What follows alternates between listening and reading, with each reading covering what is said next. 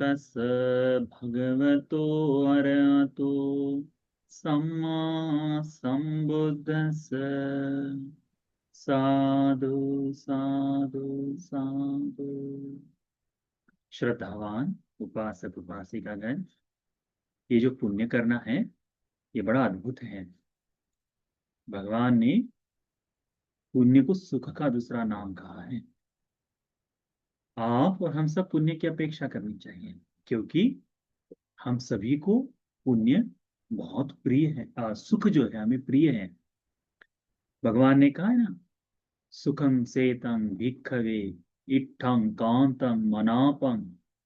ये जो सुख है, जो हमें इष्ट है, यानी हम जिसकी चाहते हैं, जिसकी इच्छा करते हैं, हमें प्रिय है, हमारे मन को भाने वाला है, जिसके प्राप्ति के लिए हम चाहत रखते हैं, वही पुण्य, इसका नाम सुख है करते हैं। ये जो सुख है इसका नाम ही पुण्य है। तो दोनों ही एक दूसरे के समान स्वरूप में कही हुई बात है। ठीक है, इसीलिए पुण्य को अर्जित करने का निरंतर हमने प्रयास करना चाहिए। ये पुण्य जो है इसका विपाक भी बड़ा अचिंतनीय है। इसका विपाक कैसे हमें प्राप्त हो हम नहीं कह सकते। आज हम जो कहानी बताएंगे, ये देखिए, जिस चेतना से दान दिया जाता है, जिस चेतना को जगाकर जिस अधिष्ठान से पुण्य का कर्म किया जाता है, ये किया हुआ पुण्य उस चेतना को, उस इष्ट उस बात को, उस अधिष्ठान को पूर्ण करता है। श्रीलंका द्वीप में अतीत में जब अरहंतों का युग था, उस युग में किसी एक गांव में कोई एक व्यक्ति, उसके मन में ऐसा विचार आया। कहीं रास्ते से किसी दूसरे गांव में जा रहा था, वो पाथेय के स्वरूप से जा रहा था रास्ते में। तो लोग अतीत में साथ में थोड़ा सामान लेकर चलते हैं। क्या करते हैं कि भोजन आदि लेकर चलते हैं। तो वैसे ही यह व्यक्ति पाथेय स्वरूप से कुछ लेकर चल रहा है। हुआ यह कि उसने रास्ते में एक बड़े थकान भरे भिक्षु को भिक्षा मांगते हुए उन्होंने देखा है। बहुत थके, बीमार से नजर आए। इसके मन में आया कि मैं ये जो पाथेय लाया हूं, यह भोजन मैं इन भंते जी को दे दूं, चाहे इसके बाद मुझे मृत्यु क्यों ना आ जाए, चाहे भूख के कारण मेरी मृत्यु क्यों ना आ जाए, कोई भी विपत्ति आ जाए, पर मैंने इन भिक्षु को दान देना है करके। उनके उनके चलने के स्वभाव को देखकर, उनके रीति को देखकर, इस उपासक के मन में, इस व्यक्ति के मन में वो भाव जागा, और उसने अपना जो भोजन है भत्ते जी को दान में दे दी। भत्ते जी वो भोजन लेकर जहाँ कहीं बैठकर भोजन कर पाए वहां कर लिए। यह व्यक्ति जो जा रहा है, यह एक दिन रुककर अगले दिन जाऊंगा ऐसा सोचकर, रात्रि के समय बहुत सी कोई वायु वो या कोई ऐसा, हम आज के समय में कह सकते हैं कि हार्ट अटैक, ऐसा कोई रोग आ जाए, और उसी रात्रि में इस व्यक्ति की मृत्यु हो गई।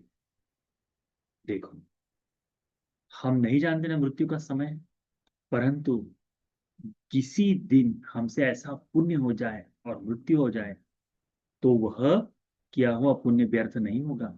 हुआ ऐसा कि ये जो दान देने वाला व्यक्ति है, मरकर पुनः उसी गांव में जन्म लिया जहां इन भिक्षु का विहार था, और उसी गांव में मनुष्य बनकर जन्म लिया।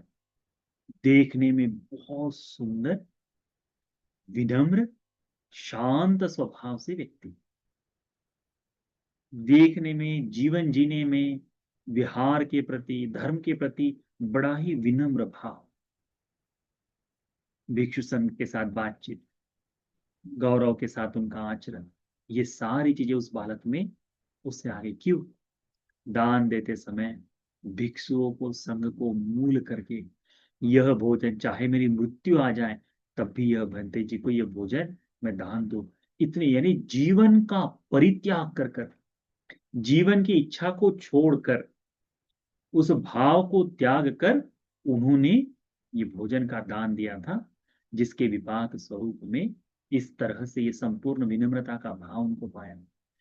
हुआ यह कि जैसे जैसे बड़े होते गए, उनके मन में संघ के प्रति जो श्रद्धा है, इस कारण से माता पिता से अनुमति मांगे कि माँ, पिताजी अनुमति चाहेंगे भिक्षु बनने की।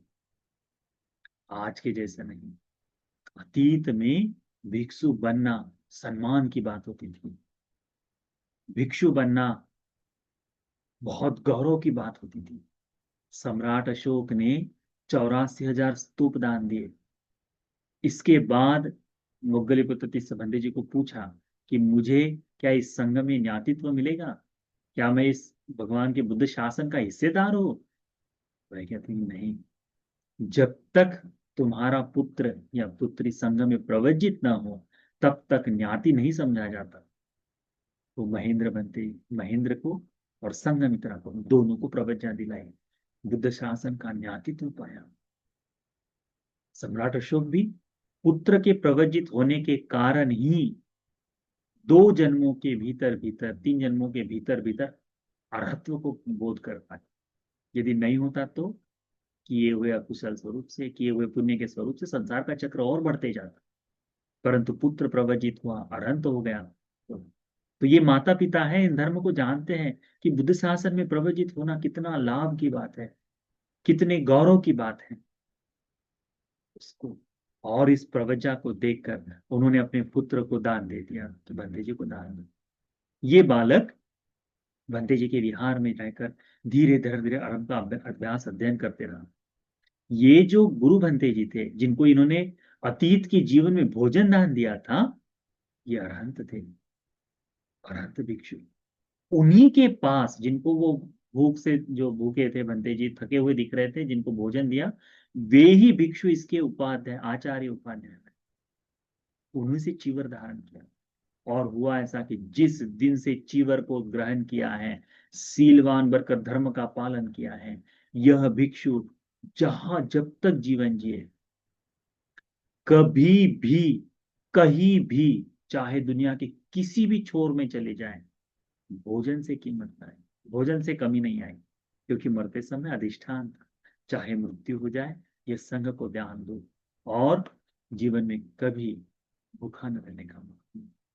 संसार में ऐसा होता है, आज भी वर्तमान में ऐसे लोग आपको देखने के लिए मिल जाएंगे, चाहे वो गृहस्थ धर्म में हो, पर वो कहते हैं मुझे कभी कोई किसी चीज की दिक्कत नहीं आई, कभी कोई नहीं, कहीं भी चले जाओ, कहीं ना कहीं खाने की रहने की व्यवस्था हो जाती है।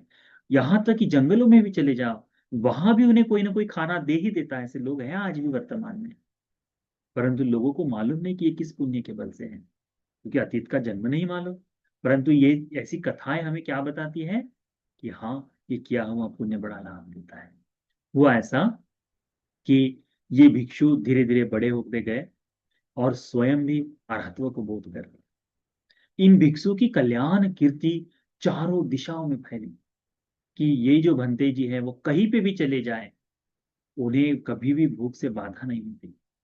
बालपन से ही विनम्र स्वभाव के होने के कारण एकांत रूप से एकांतवास से जीते थे। उस समय श्रीलंका द्वीप में अरहतों का युग था। तो वहां मलय नाम का एक प्रदेश था, जहां मलयवासी महासंगरक्षित नाम के अरहंत भिक्षु थे। उनके 300 अरहंत शिष्य थे। उसके बाद में ग्रामवासी संगरक्षित नाम से और एक अरहंत भिक्षु थे, उनके भी 300 अरहंत शिष्य थे। आर्य विहार नाम से, आर्य विहार के में रहने वाले धम्मगुप्त नाम से अरहंत भिक्षु थे, उनके 300 शिष्य थे। और श्रीलंका के दक्षिण दिशा में, साउथ में, एक सितुलपल नाम का एक जगह है जो अरहंतों के लिए बड़ा प्रसिद्ध है। वहां पे दीघ भानक यानी दीघ निकाय के धारण करता, अर्थपूर्ण अभय नाम के थेर भिक्षु थे, जिनके 300 अरहंत भिक्षु, अरहंत शिष्य थे। तो यह ऐसे इकट्ठा 1200 भिक्षु, ये जो समग्र इकट्ठा होकर वास करते, इकट्ठा होकर यानी अलग अलग जगह पर है, परंतु धर्म से एक रूप होकर वास करते हैं। वृद्धिशाली, सबके सब वृद्धिशाली, आकाश से आना जाना गमन करना है। तो एक बार इन भिक्षुओं का जब समूह इकट्ठा हुआ, तब उनमें चर्चा हुई कि ऐसे एक भंते जी है जिनके बारे में ये कीर्ति प्रसिद्ध है। क्यों न हम उनके पास चलकर देख ले उनकी रिद्धि को। ये जो भोजन मिलना है, कहीं पे भी किसी भी बाधा के परे होकर भोजन जो मिलना है, ये लाभ प्रत्यय की रिद्धि ही है, इर्धि है, ये चमत्कार ही है, पुण्य के विपाक स्वरूप में मिलने वाला चमत्कार वही है। आज इस विपरीत स्थिति में आप धर्म का पालन कर लें, कोई मधुर वाणी से बात करने वाला हो, ये मधुर वाणी उसके जन्म से उत्पन्न है, तो ये उसकी पुण्य का चमत्कार ही तो है। उस तरह से सोचो। तो ये 1200 भिक्षु अरहंत भाव से आकाश मार्ग से उनके पास पहुंचे। भंते जी उस समय झाड़ू लगा रहे थे अपने विहार के सामने। देखिए, जितना भिक्षु बड़ा होते जाएगा उतना ही जमीन से जड़ा जुड़ा हुआ होता है, जो भिक्षु के कर्तव्य उनमें लगा रहता है। हुआ यह कि भंते जी झाड़ू लगा रहे थे, प्रातः का समय था, ये 1200 भिक्षु वहां आए। भंते जी ने उनका स्वागत किया आने के बाद, और उनको जैसे जैसे उनकी स्थिति थी जंगल में बैठने की, वैसे वैसे बैठे। अब समय हो रहा है, सभी भिक्षु इनके पास आए हैं, भोजन का कैसे? भोजन के इनको ऐसा लगा कि भोजन का कैसे? तो उसी जंगल में जो लोग देवता निवास करते हैं, उनके मन में आया कि इन भिक्षु की जो बात है, ये जो अरहंत मुनिगण जो बात कर रहे थे, उनको सुना कि इस भिक्षु की रिद्धि को देखने के लिए आए हैं। पर क्यों? क्योंकि अतीत जन्म के, क्योंकि अरहंत भिक्षु है, अतीत जन्म में ऐसा दान दिया और ऐसा फल, तो क्यों ना ऐसा ही दान हम भी दे करके वहां के निवासी वृक्ष देवता जो है, या वहां जो निवास करने वाले थे, उनके मन में भी ये चेतना जागे, क्योंकि अरहंत मुनिगण बात कर रहे हैं, ये उनको सुनने में आ रहा है। और हुआ ऐसा ही, भगन भंते जी के बगैर जानते ही इन पूरे 1200 भिक्षुओं के लिए भोजन वहां परोसा गया। बड़ा ही प्रणीत ऐसा भोजन दिया गया, और सारे भिक्षु बड़े ही आनंदित हुए। क्यों? ये भंते जी भी बड़े श्रद्धा से दान दी। क्यों? क्योंकि बगैर सूचना के वहां आए थे। और उस समय विहार में ऐसा कुछ नहीं, जैसे आज तो थोड़ा सा दुर्भिक्षा आने के बाद भिक्षु संघ में ऐसी बातचीत हुई कि थोड़ा बहुत खान पान का सामान भी रखा जाता था। अतीत में तो भिक्षु भिक्षाटन से जीते थे, तब तो भोजन इकट्ठा भी नहीं किया जाता था विहार में। कुछ ऐसी चीजें जिनको 7 दिन तक रख सकते हैं अधिक से अधिक, बाकी भोजन रखने का विधान नहीं था। पर अभी विहार में अधिक समय तक एकांतवास में रहने के कारण, या फिर बहुत से समय भोजन की उपलब्धता न होने के कारण भिक्षु लोग रखते हैं कि संग संपत्ति से। तो उस समय न रखने के कारण भिक्षु मंत्री जी को बड़ी चिंता हो गई। परंतु पुण्य का विपाक देखो, जहाँ ये पुण्य का विपाक ही था, इतने लोगों को वो पुण्य के कारण भोजन दे पाए। इस पुण्य के विपाक के कारण ही उन्हीं अनंत भिक्षु बन के शिष्य बनने का मौका मिला। इसी पुण्य के कारण ही उन्हें प्रवज्जित होने का मौका मिला। इसी पुण्य के कारण ही उन्हें अरहंत होने का मौका मिला। कौन सा पुण्य कब विपाक दे और किस तरह से विपाक दे, हम नहीं जानते। हम केवल इसे ध्यान में रखना चाहिए कि किया हुआ पुण्य सदा ही सुख के लिए लाभदायक है। किया हुआ पुण्य सदा ही छाया की तरह साथ में चलता है। धम्मपत्ति एक आता है ना, मनोपुब्बंगमा धम्मा मनो सिद्धा मनोमया मनसाचे पसन्नेन भासती वा करो ततो न सुखमन्वेति छाया व न पानी। मन ये सभी धर्मों का प्रधान है। सारे ही धर्म मन से सृजित होते हैं। मन ही सबसे श्रेष्ठ है। यदि इस मन से कोई कुशल चेतना जगाकर कोई कार्य करे या कहे, तो उसका विपाक उसकी छाया की तरह, जैसे मनुष्य की छाया उसका साथ नहीं छोड़ती, अंधेरे में भी साथ है पर दिखाई नहीं दे रही, तो जैसे छाया उसके साथ साथ चलती है, वैसे ही उसका किया हुआ पुण्य उसके साथ साथ चलता है। तो एक जीवन का परित्याग कर कर संघ के उद्देश्य को लेकर एक भिक्षु को दिया हुआ भोजन भी इतना अरहत्व तक विपाक दे सकता है। तो हमने क्या करना चाहिए? हमारे मन में इसी तरह से पुण्य की चेतना जगानी चाहिए कि मेरा भोजन संघ को मिले। और कैसे मिले?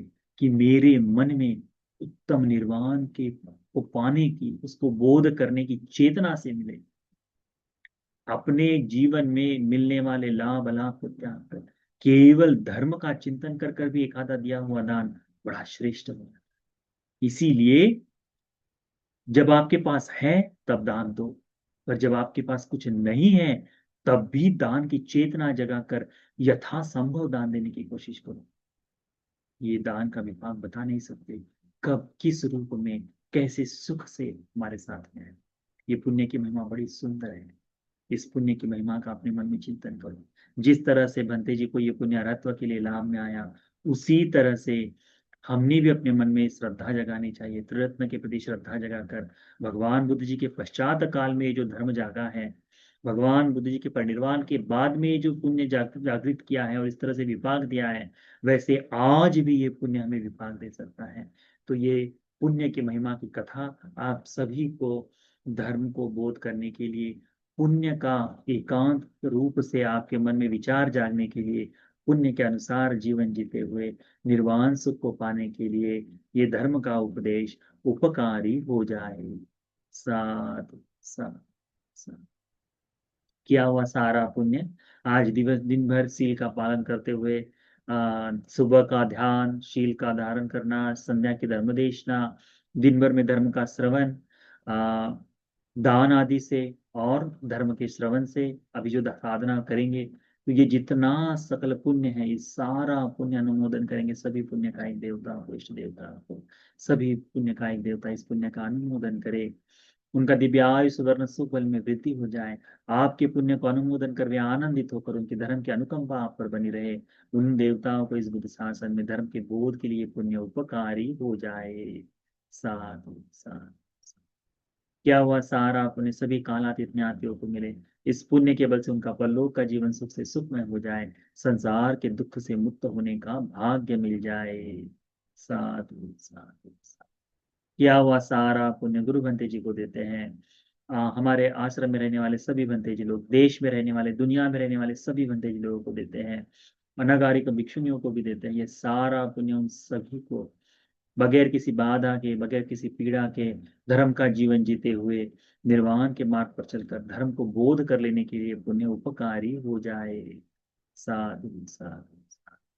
किया हुआ सारा पुण्य बोधिसत्व को भी अनुमोदन करते, जिनके कारण हमें बुद्ध धर्म की संगत मिली है, जिनके कारण हम धर्म का आचरण कर पाए हैं, बुद्ध की शरण में जा पाए, वे बोधिसत्व बाबा साहब को भी पुण्य देते हैं। ये पुण्य उन्हीं भी पारमिताओं को पूर्ण कर इच्छित ध्येय को पाने के लिए सहायक हो जाए।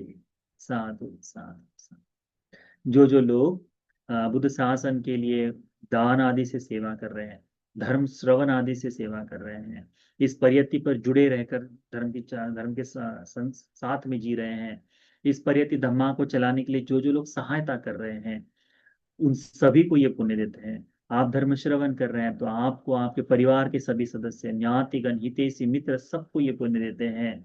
दान आदि से, श्रम आदि से, वस्तुओं से सेवा करने वाले सभी, इस देश में रहने वाले, दुनिया में रहने वाले सभी उपासक उपासिकाओं को ये सारा पुण्य मिल जाए। इस पुण्य के बल से आप सबकी सारी दुख पीड़ाएं दूर हो जाए, कायिक शांति मिले, मानसिक शांति मिले, धर्म के मार्ग पर चलने के लिए जितनी भी बाधाएं, वे सारी बाधाएं दूर हो जाए।